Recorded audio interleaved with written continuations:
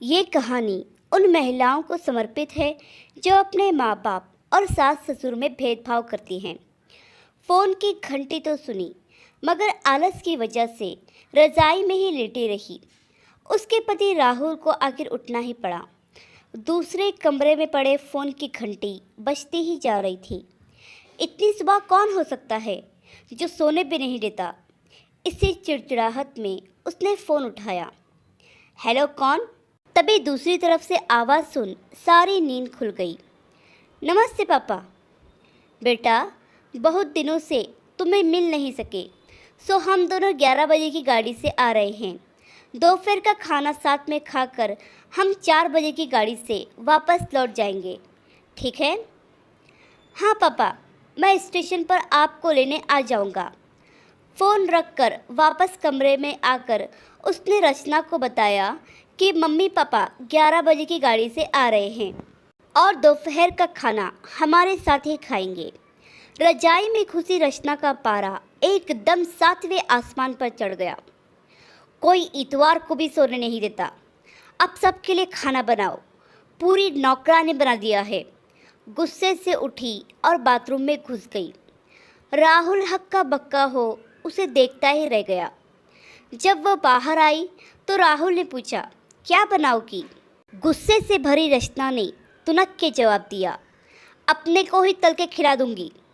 राहुल चुप रहा और मुस्कुराता हुआ तैयार होने में लग गया। स्टेशन जो जाना था। थोड़ी देर बाद गुस्सैल रचना को बोलकर वो मम्मी पापा को लेने स्टेशन जा रहा है, वह घर से निकल गया।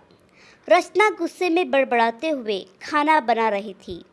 दाल सब्जी में नमक मसाले ठीक है या नहीं की परवाह किए बिना ही बस करछी चलाई जा रही थी।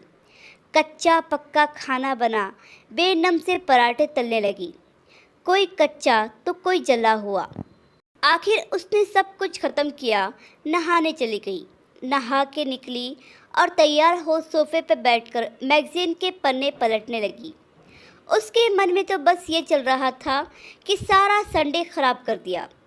बस अब तो आएँ, खाएं और वापस चले जाएं। थोड़ी देर में घर की घंटी बजी तो बड़े बेनम से उठी और दरवाज़ा खोला। दरवाज़ा खुलते ही उसकी आंखें हैरानी से फटी की फटी रह गई और मुंह से एक भी शब्द नहीं निकला, क्योंकि सामने राहुल के नहीं उसके अपने मम्मी पापा खड़े थे, जिन्हें राहुल स्टेशन से ले आया था। मम्मी ने आगे बढ़कर उसे झिंझोड़ा। अरे क्या हुआ? इतनी हैरान परेशान क्यों लग रही है?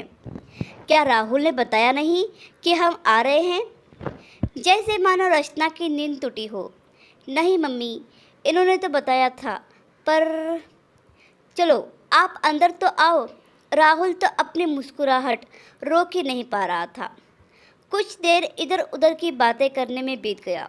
थोड़ी देर बाद पापा ने कहा, रचना, गप्पे ही मारती रहोगी या कुछ खिलाओगी भी? यह सुन रचना को मानो सांप सूख गया हो। क्या करती? बेचारी को अपने ही हाथों से बनाए अधपके और जले हुए खाने को परोसना पड़ा।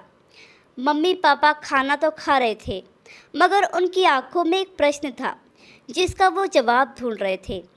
आखिर इतना स्वादिष्ट खाना बनाने वाली उनकी बेटी आज उन्हें कैसा खाना खिला रही है? रचना बस मुंह नीचे किए बैठी खाना खा रही थी। मम्मी पापा से आंख पिलाने की उसकी हिम्मत ही नहीं हो पा रही थी। खाना ख़त्म कर सब ड्राइंग रूम में आ बैठे। राहुल कुछ काम है, अभी आता हूँ कहकर थोड़ी देर के लिए बाहर निकल गया। राहुल के जाते ही मम्मी जो बहुत देर से चुप बैठी थी बोल पड़ी, क्या राहुल ने बताया नहीं था कि हम आ रहे हैं? तो अचानक रचना के मुंह से निकल गया, उसने सिर्फ यह कहा था कि मम्मी पापा लंच पर आ रहे हैं। मैं समझी कि उसके मम्मी पापा आ रहे हैं। फिर क्या था? रचना की मम्मी को समझते देर नहीं लगी कि ये मामला क्या है। बहुत दुखी मन से उन्होंने रचना को समझाया, बेटी, हम हो या उसके मम्मी पापा हो, तुम्हें तो बराबर का सम्मान करना चाहिए। मम्मी पापा क्या, कोई भी घर में आए तो खुशी खुशी अपनी हैसियत के मुताबिक उसकी सेवा करो। बेटी, जितना किसी को सम्मान दोगी उतना ही तुम्हें प्यार और इज्जत मिलेगी। जैसे राहुल हमारी इज्जत करता है, उसी तरह तुम्हें भी उसके माता पिता और संबंधियों की इज्जत करनी चाहिए। रिश्ता कोई भी हो, हमारा या उसका, कभी फ़र्क नहीं करना। रचना की आंखों में आंसू आ गए और अपने को शर्मिंदा महसूस कर उसने मम्मी को वचन दिया कि आज के बाद फिर ऐसा कभी नहीं होगा। प्यारे दोस्तों, सम्मान दोगे तो ही सम्मान मिलेगा। आशा करती हूँ ये कहानी आपको पसंद आई होगी। इस कहानी पर आपकी क्या राय है हमें कमेंट करके ज़रूर बताइए।